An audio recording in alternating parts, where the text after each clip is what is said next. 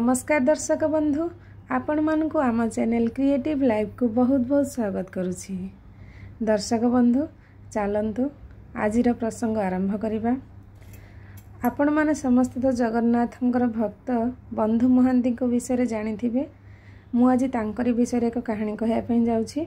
चलतु आजिर कहानी को आरंभ करिबा। सेतेबेले जाजपुर रे बंधु महांती नाम रे जणे करण तार स्त्री दुई कन्या और गोटे पुओ सहित रहुथाए। से दिनकरे जेतिकी आय करे सेथिरे ता कुटुंब आनंदरे चली जाती। तापरे मध्य जहाँ बलका थाए सेतिरे से अतिथि परिचर्यारे व्यय करे। से सर्वदा आनंदमय थाए। कौनसी प्रकार दुख निमंते तार शोचना न थाए। अहर्निशी से तार चित्त श्री हरिंठारे आबद्ध थाए। प्रत्येक मुहूर्तरे हरिनाम से गुणुगुण होई बोलु थाए। निर्माया बंधु महांती प्राणी मानकु दया करुथाए। अन्यर दुख देखिले से असह्य वेदना अनुभव करुथाए। सत्यवादी इंद्रिय संयमी प्रियभाषी लोक हिसाब रे ताकु समस्ते अति भल पाउथिले। एहीपरि केते दिन जीवा परे दैवजोग को जाजपुर अंचल रे मरुड़ी पड़िला। काहाकु हेले खाद्य मिलिला नहीं। जमी भूमि फाटी आँ करी रहिला। दुर्भिक्षरे बहुत लोक मले। सेतेबेले बंधु महांती को भिक किए अबा देव। देलावाला माने तो उपास रे पोक माछ भली मरिबारे लागिछंती। बंधु महांती केते खंड गाँ बुली बुली निराश होई घर को फेरिला। ता पिला कुटुंब भोक उपास रे छटपट हेबारे लागिले।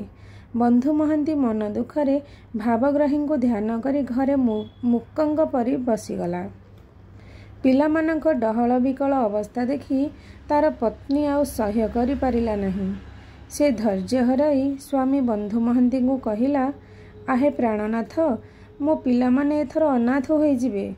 पिलामाने खाइबाकू न पाई बड़ विकल हेउछन्ते। सेमानक दुख देखि मु आउ सह्य करू पारु नाही। तुमे तो भल करी जानिछ मोर दादी पुतुरा भाई बंधु आदि केही हेले नाहंती। थिले कहा घर को जाई आश्रय नियंते।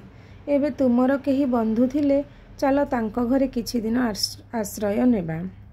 पत्नीर एपरी दुखदायक कथा शुणी बंधु महांती कहिला, तू जहा पचारिलु से कथा कहूची शुण। मोर बंधु की सहोदर जणे बोली केही ए संसार रे नाहंती। मु अत्यंत अनाथ अटे। तेबे एठारु बहुत दूर रे मोर जणे बंधु अछंती। आम गाँ ठारू 10 योजन दूर रे श्रीक्षेत्र नाम रे पवित्र धाम अछि। सेठारे तांको घर। से बंधु पुरुष मानक मध्यरे सबुठारु उत्तम अटंती। तांको भली प्रधान पुरुष ब्रह्मांड जाकरे आउ अन्य जणे केही नाहंती। आमे जदि तांको पर्यंत जाई पारंते तेबे आमर दुख सबु दूर होई जानता। पत्नी बंधु महांतीर हाथ धरी कहिला, आहे तुमे पुत्र को काखाओ, मु गोटिए झियो को धरुछि। आर झियो को चलाई चलाई नहीं जिबा। आउ घरे जेते जिनस पत्र अछि से सबु मो पणत कानी रे बांधी दियो। चलो आउ विलंब न करी बाहरी पड़िबा। ता नहले एठारे खाइबाकू न पाई समस्ते एकाठी मरी जिबा। बंधु महांती पत्नी मुहरु एपरी कथा शुणी मने मने भाबिला, जहा हेउ एथर ब्रह्मांड ठाकुर को दर्शन करी मो चक्षु पवित्र करिबी। श्री बलभद्र देव को देखी हृदय पवित्र करिबी। एहीपरि भाबी से संगे संगे पुओ को काखेई पकाइला। स्त्री मध्य जेपरी कहिथिला सेपरी कानी रे बांधिला। समस्ते श्रीक्षेत्र आड़ को चलिले। एहीपरि जाई 4 दिन पर सेमाने श्रीक्षेत्र रे पहुँची गले। सेमाने सिंहद्वार रे पहुँची भीतर को जीवा पाई चेष्टा कले, किंतु सेठारे एते बेतुआ भर्ती होइथिले जे पिंपुड़ीटीए मध्य गलिबा असंभव मने हेउथिला।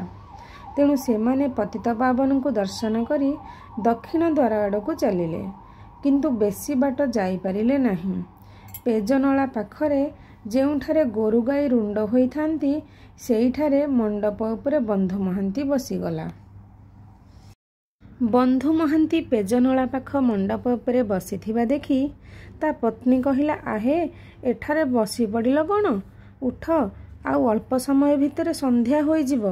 ଶୀଘ୍ର ତୁମ ବନ୍ଧୁଙ୍କ ଘରକୁ ଦିନ ଥାଉ ଥାଉ ଯାଇ ପହଞ୍ଚି ସେଠାରେ କିଛି ଅନ୍ନ ଆହାର କରି ମନ ତୃପ୍ତି କରିବା। ଉଠ।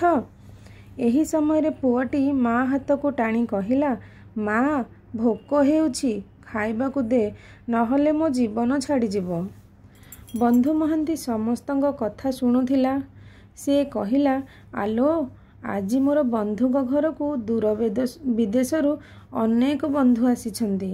ସେମାନେ ଗହଳି କରୁଥିବାରୁ ବେତୁଆମାନେ ବେତ ଧରି ଦ୍ୱାର ମୁହଁ ଜଗିଛନ୍ତି। ଯଦି ଠେଲା ପେଲାରେ ପଶି ବନ୍ଧୁଙ୍କ ପାଖକୁ ଯିବାକୁ ଚେଷ୍ଟା କରିବା ତେବେ ଗୁଡ଼ାଏ ବେତମାଡ଼ ଖାଇବା ହିଁ ସାର ହେବ। ତେଣୁ ଆଜି ରାତିକ ଏଇଠାରେ କଟାଇ କାଲି ସକାଳୁ ଉଠି ବନ୍ଧୁଙ୍କୁ ଭେଟିବା, ଆଉ ଆମକୁ କେବଳ ଅନ୍ନ ବସ୍ତ୍ର ଦେଇ ଆମ ପ୍ରାଣ ରକ୍ଷା କରିବା ପାଇଁ କହିବା।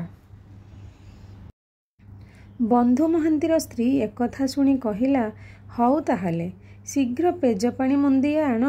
ଆଜିକ ବଞ୍ଚିଲେ ତ କାଲି ବନ୍ଧୁଙ୍କୁ ଭେଟିବା। ବନ୍ଧୁ ମହାନ୍ତି ଉଠିଯାଇ ଗୋଟିଏ ଛଡ଼ା କୁଡ଼ୁଆ ଗୋଟାଇ ସେଥିରେ ପେଜ ନଳାରୁ ପେଜ ଆଣି ପତ୍ନୀଙ୍କୁ ଦେଲା। ପୁଅ, ଝିଅ, ସ୍ତ୍ରୀ ଆଦି ସମସ୍ତେ ପେଜ ପିଇ ପେଟ ପୂର୍ଣ୍ଣ କଲେ। ସେମାନେ ଚାଲି ଚାଲି ଅବଶ ହୋଇଯାଇଥିବାରୁ ସେଇଠାରେ ଶୋଇ ପଡ଼ିଲେ। ସମସ୍ତେ ଶୋଇ ପଡ଼ିଥିବା ଦେଖି ବନ୍ଧୁ ମହାନ୍ତି ପ୍ରଭୁଙ୍କୁ ଧ୍ୟାନ କରି କହିଲା, ହେ ଜଗନ୍ନାଥ, ତୁମେ ସଚରାଚର ସକଳ ପ୍ରାଣୀଙ୍କ ଭାଗ୍ୟ ନିୟନ୍ତା, ଅନ୍ନଦାତା, ମୋତେ ଏବେ ରକ୍ଷା କର। ମୋତେ ଏଠାରେ ରକ୍ଷା ନ କଲେ ମୋ ଭେଳା ବୁଡ଼ିଲା ବୋଲି ଜାଣିବ। ଆମେ ପାଞ୍ଚ ଜଣ ଘୋର କ୍ଷୁଧାନଳରେ ପୋଡ଼ି ହୋଇ ଅକାରଣରେ ମରିବାକୁ ବସିଛୁ। ହେ ଭାବଗ୍ରାହୀ, ମୋତେ ଏ ଦୁଃଖରୁ ରକ୍ଷା କର। ସେ ଏହିପରି ସ୍ତୁତି କରି କରି ପଥଶ୍ରାନ୍ତ ହୋଇଯାଇଥିବାରୁ ନିଦରେ ଶୋଇପଡ଼ିଲା। ରାତିରେ ସେବକମାନେ ଜଗନ୍ନାଥଙ୍କର ତ୍ରିଧୂପ ଓ ପଞ୍ଚ ଅବକାଶ ସାରିଲେ। ସେମାନେ ସେବା ପୂଜା କାମମାନ ବଢ଼ାଇ ସାରିବା ପରେ ଜଗନ୍ନାଥଙ୍କର ବଡ଼ ସିଂହାର ବେଶ ହେଲା। ଶ୍ରୀ ଜଗନ୍ନାଥଙ୍କୁ ପୁଷ୍ପାଞ୍ଜଳି ଦେଇ ତାଙ୍କୁ ତୁଳାସେଜ ଖଟରେ ଶୁଆଇ ସେବକମାନେ ରାତ୍ରି କାର୍ଯ୍ୟ ବଢ଼ାଇ ଦେଲେ। ତାପରେ ଭଣ୍ଡାର ଅଧିକାରୀ ଭଣ୍ଡାର ଘରେ ମୁଦ ଦେଇ ତାଲା ପକାଇଦେଲା। ଅନ୍ୟ ସେବକମାନେ ଦୀପ ଦିହୁଡ଼ି ଧରି ଦେଉଳ ଶୋଧନ କଲେ। ମନ୍ଦିରରେ ଥିବା ସମସ୍ତ କବାଟକୁ ବନ୍ଦ କରି ବିଷମ ଶିଙ୍କୁଳି ଲଗାଇ ତାଲା ପକାଇଦେଲେ। ସେବକମାନେ ଯେ ଯାହାର କାମ ସାରି ଘରକୁ ଚାଲିଗଲେ। ଶ୍ରୀମନ୍ଦିର ଜନମାନବ ଶୂନ୍ୟ ହୋଇଯିବା ପରେ ମହାପ୍ରଭୁଙ୍କ ଭକ୍ତର ଚିନ୍ତା ଘାରିଲା। ବନମାଳିନୀ ଯେ ମନ୍ଦିର ବେଢ଼ା ଭିତରେ ଆବିର୍ଭାବ ହୋଇ ଭଣ୍ଡାର ଘର ଭିତରୁ ରତ୍ନଥାଳି ଆଣିଲେ।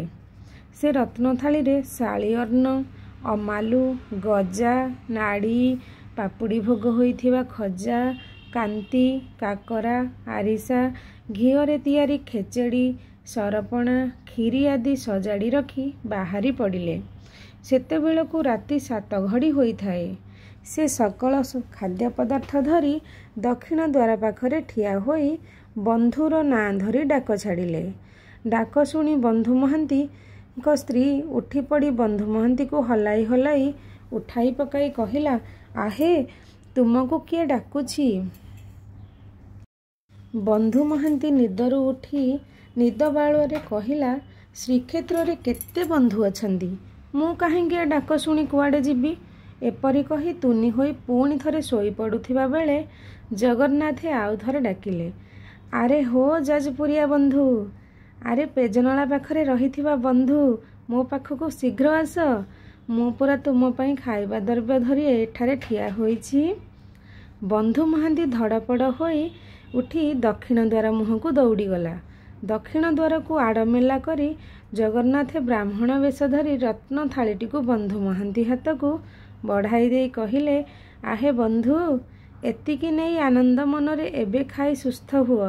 କାଲି ସକାଳ ହେଲେ ମୁଁ ତୁମମାନଙ୍କ ନିମନ୍ତେ ଖାଦ୍ୟ ବସ୍ତ୍ରର ସୁବ୍ୟବସ୍ଥା କରିଦେବି। ତୁମେ ଆଉ ଚିନ୍ତା କର ନାହିଁ। ବନ୍ଧୁ ମହାନ୍ତି ଖାଦ୍ୟ ଥାଳିଟି ଧରିବା କ୍ଷଣି ଜଗନ୍ନାଥ ଆଡ଼କ ବାଟ କିଳି ଅନ୍ତର୍ଧ୍ୟାନ ହୋଇଗଲେ। ବନ୍ଧୁ ସେ ଥାଳି ସହ ଖାଦ୍ୟ ନେଇ ସ୍ତ୍ରୀ ପିଲାଙ୍କୁ ଉଠାଇ ଖାଇବାକୁ ଦେଲା। ସମସ୍ତେ ଆନନ୍ଦରେ ଦିବ୍ୟ ଭୋଜନ ଖାଇ ଥାଳି ଧୁଆଧୁଇ କଲେ। ବନ୍ଧୁ ମହାନ୍ତି ଥାଳିଟି ଧରି ଦ୍ୱାର ମୁହଁକୁ ଯାଇ ସେଠାରେ ଠିଆ ହୋଇ ଥାଳି ନେଇଯିବା ପାଇଁ ଡାକ ପକାଇଲା। ସେ ଯେତେ ଡାକିଲେ ସୁଦ୍ଧା କେହି ହେଲେ ଶୁଣିଲେ ନାହିଁ। ସେ ନିରାଶ ହୋଇ ଦକ୍ଷିଣ ଦ୍ୱାର ମୁହଁରୁ ଫେରିଆସି ଥାଳିକୁ ଛିଣ୍ଡା ଉତ୍ତରୀରେ ଗୁଡ଼ାଇ ମୁଣ୍ଡ ତଳେ ଦେଇ ଶୋଇପଡ଼ିଲା। ରାତ୍ର ଶେଷ ହୋଇଯିବାରୁ ପୂର୍ବ ଦିଗରେ ସୂର୍ଯ୍ୟ ଉଇଁଲେ। କୁଆ କୁକୁଡ଼ାର ରାବରେ ଚତୁର୍ଦିଗ ମୁଖରିତ ହୋଇଗଲା। ସେବକମାନେ ସୂଚିମନ୍ତ ହୋଇ ଜଗନ୍ନାଥଙ୍କ ସେବା ନିମନ୍ତେ ଶ୍ରୀମନ୍ଦିରକୁ ଚାଲିଲେ।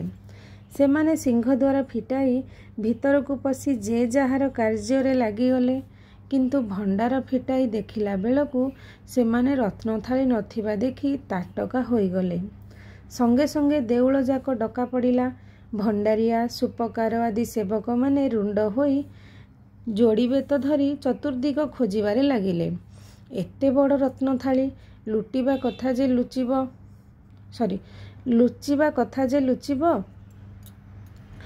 ସେବକମାନେ ବ୍ୟସ୍ତ ବିବ୍ରତ ହୋଇ ଖୋଜୁଥିବା ବେଳେ ପେଜନଳା ପାଖରେ ବନ୍ଧୁ ମହାନ୍ତି ତାହାକୁ ଛିଣ୍ଡା ଗାମୁଛାରେ ଗୁଡ଼ାଇ ମୁଣ୍ଡ ତଳେ ଦେଇ ଶୋଇଥିବା ଦେଖିଲେ। ଛିଣ୍ଡା ଗାମୁଛା ଭିତରୁ ରତ୍ନଥାଳି ଦାଉ ଦାଉ ହୋଇ ଚହଟୁଥାଏ। ପୁଣି ସୂର୍ଯ୍ୟଙ୍କ କିରଣ ପଡ଼ି ଥାଳିଟି ଅଧିକ ଝଟକୁଥାଏ। ଲୋକମାନେ ପାଟିତୁଣ୍ଡ କରି ହେଇ ସେଇ ଚୋର, ଶୀଘ୍ର ଧର, ନହେଲେ ପଳାଇଯିବ ବୋଲି କହି ବନ୍ଧୁ ମହାନ୍ତିଙ୍କୁ ମାଡ଼ି ବସିଲେ। ସେମାନେ ବନ୍ଧୁ ମହାନ୍ତିଙ୍କୁ କର୍କଶ ରଜ୍ଜୁରେ ବାନ୍ଧି ପକାଇ ତାଠାରୁ ଥାଳିଟି ଛଡ଼ାଇ ନେଲେ। ତାକୁ ଅନେକ ମାଡ଼ ମାରି ତା ପାଦରେ ଲୁହା ଶିକୁଳି ବାନ୍ଧି ପକାଇଲେ। ବନ୍ଧୁ ମହାନ୍ତି କାନ୍ଦି କାନ୍ଦି କହିଲା, ମୋତେ ମାର ନାହିଁ, ମୋର ଏଥିରେ କିଛି ଦୋଷ ନାହିଁ। କାଲି ରାତି 10 ଘଡ଼ି ସମୟରେ ଜଣେ ବ୍ରାହ୍ମଣ ଏଇ ରତ୍ନଥାଳିରେ ଅନ୍ନବ୍ୟଞ୍ଜନ ଭର୍ତ୍ତି କରି ଆଣି ମୋତେ ଦକ୍ଷିଣ ଦ୍ୱାର ପାଖକୁ ଡାକି ଦେଇଥିଲେ। ମୁଁ ତାଙ୍କଠାରୁ ଏହି ଥାଳିଟି ଆଣିଥିଲି। ଥାଳିରେ ଥିବା ଅନ୍ନ ଆମେ ସମସ୍ତେ ଖାଇଥିଲୁ। ଖାଇସାରିବା ପରେ ମୁଁ ଏ ଥାଳିଟି ମାଜି ଫେରାଇବାକୁ ଯାଇ ସେ ବିପ୍ରଙ୍କୁ ବହୁତ ଡାକିଲି। କେହି ହେଲେ ମୋ ଡାକ ନ ଶୁଣିବାରୁ ମୁଁ ତାହା ଫେରାଇ ଆଣି ନିଜ ପାଖରେ ରଖିଛି। ଏଥିରେ ମୋର କେଉଁ ଦୋଷ ହେଲା ଯେ ମୁଁ ଚୋର ହେଲି? ତୁମେମାନେ ମୋତେ ବିନା ଦୋଷରେ ଯେତେ ଦଣ୍ଡ ଦେଲଣି, ମୋର ଯଦି ପ୍ରକୃତରେ ଠାକୁର ଥାଆନ୍ତି ସେ ନିଶ୍ଚୟ ତୁମ କଥା ବୁଝିବେ। ବନ୍ଧୁ ମହାନ୍ତି କହିଲା। ତା ପତ୍ନୀ ମଧ୍ୟ କହିଲା। ତେବେ ସୁଦ୍ଧା ଲୋକମାନେ, ସେବକମାନେ ଏମାନଙ୍କ କଥାକୁ ବିଶ୍ୱାସ କଲେ ନାହିଁ କି ଶୁଣିଲେ ନାହିଁ। ବନ୍ଧୁ ମହାନ୍ତିକୁ ବାନ୍ଧି ନେଇ କଏଦୀଖାନାରେ ପକାଇଦେଲେ। ବନ୍ଧୁ ମହାନ୍ତି ମନ ଦୁଃଖରେ ମହାପ୍ରଭୁ ଶ୍ରୀ ଜଗନ୍ନାଥଙ୍କଠାରେ ମନୋନିବେଶ କରି ଚୁପଚାପ ରହିଲେ।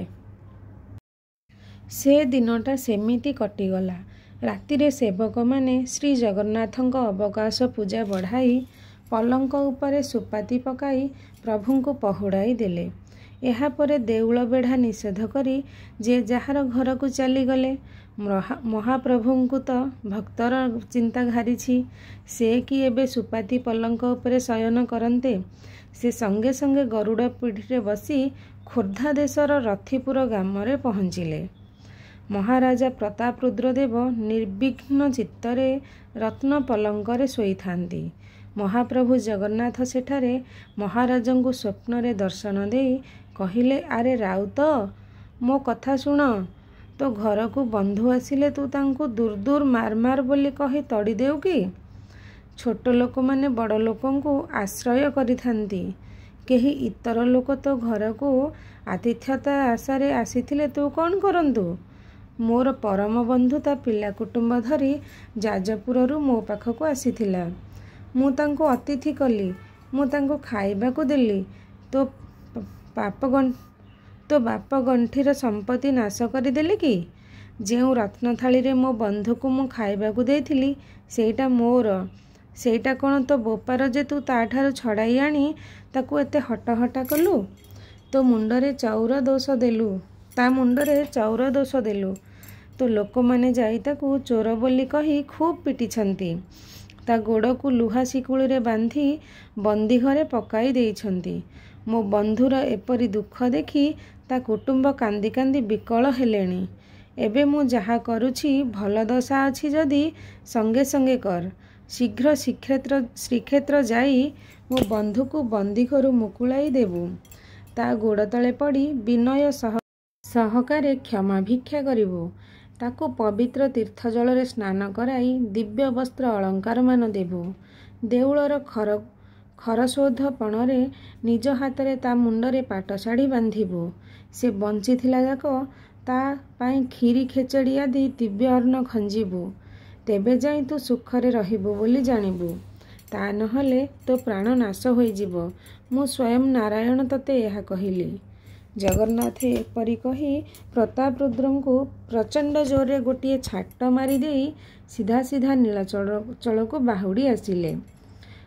ଛାଟ ମାଡ଼ ବସିବା କ୍ଷଣି ପ୍ରତାପରୁଦ୍ରଙ୍କର ନିଦ ଭାଙ୍ଗିଗଲା। ରାଜା ସଙ୍ଗେ ସଙ୍ଗେ ପାତ୍ରମନ୍ତ୍ରୀଙ୍କୁ ଡାକି ସବୁ କଥା କହିଲେ ଓ ଦାରୁ ଲାଗି ହୋଇ ଅତି ଶୀଘ୍ର ଶ୍ରୀକ୍ଷେତ୍ରକୁ ବାହାରି ପଡ଼ିଲେ। ସେ ସିଧା ବନ୍ଦୀ ଘରେ ପଶି ବନ୍ଧୁ ମହାନ୍ତିଙ୍କୁ ବନ୍ଧନମୁକ୍ତ କରିଦେଲେ ଓ ବିନୟ ସହକାରେ କହିଲେ, ତୁମକୁ ଦର୍ଶନ କରି ଆଜି ମୋ ଜୀବନ ଧନ୍ୟ ହୋଇଛି। ଏମାନେ ଯେତେ ସବୁ ଦୋଷ କରିଛନ୍ତି ସେଥି ନିମନ୍ତେ ମୋତେ କ୍ଷମା କର। ମହାରାଜା ଏହିପରି କହି ବନ୍ଧୁ ମହାନ୍ତିର ହାତ ଧରି ଦିବ୍ୟ ଆସନରେ ବସାଇ ଦେଲେ। ପବିତ୍ର ତୀର୍ଥଜଳ ଆଣି ତା ମୁଣ୍ଡରେ ଢାଳିଲେ। ତାକୁ ଦିବ୍ୟ ବସ୍ତ୍ର ଓ ଅନେକ ରତ୍ନ ଅଳଙ୍କାର ଦେବା ପରେ ନୀତି ଭୋଜନ ଖଞ୍ଜିଦେଲେ। ତା ମୁଣ୍ଡରେ ପାଟ ଶାଢ଼ୀ ବାନ୍ଧି ଦେଇ ତାକୁ ଦେଉଳର ଖରଶୋଧା କଲେ। ଦକ୍ଷିଣ ଦ୍ୱାର ପାଖରେ ତା ନିମନ୍ତେ ସୁନ୍ଦର ଘରଟିଏ ତୋଳାଇ ଦେଇ ମହାରାଜା ଜଗନ୍ନାଥଙ୍କୁ ପ୍ରଣାମ କରି ଚାଲିଗଲେ। ସେହିଦିନୁ ପରମ ଭକ୍ତ ପରମ ବିଶ୍ୱାସୀ ବନ୍ଧୁ ମହାନ୍ତି ପୁତ୍ର ନାତିଙ୍କ ସହିତ ଶ୍ରୀ ଜଗନ୍ନାଥଙ୍କ ସେବାରେ ମନୋନିବେଶ କରି କାଳଯାପନ କରିବାରେ ଲାଗିଲେ। ମହାପ୍ରଭୁ ଶ୍ରୀ ଜଗନ୍ନାଥଙ୍କୁ ଆଶ୍ରା କଲେ ମଣିଷର ସମସ୍ତ ପ୍ରକାର ଭବବନ୍ଧନ ଦୂର ହୋଇଯାଏ। ଦର୍ଶକ ବନ୍ଧୁ, ଆଜିର ଭିଡ଼ିଓକୁ ଏଇଠି ଶେଷ କରିବା। ରହିଲି, ନମସ୍କାର, ଜୟ ଜଗନ୍ନାଥ। ପ୍ଲିଜ୍ ମୋ ଚ୍ୟାନେଲକୁ ଲାଇକ୍ କରନ୍ତୁ, ସେୟାର କରନ୍ତୁ ଆଣ୍ଡ ସବସ୍କ୍ରାଇବ୍ ମଧ୍ୟ କରନ୍ତୁ। ଜୟ ଜଗନ୍ନାଥ।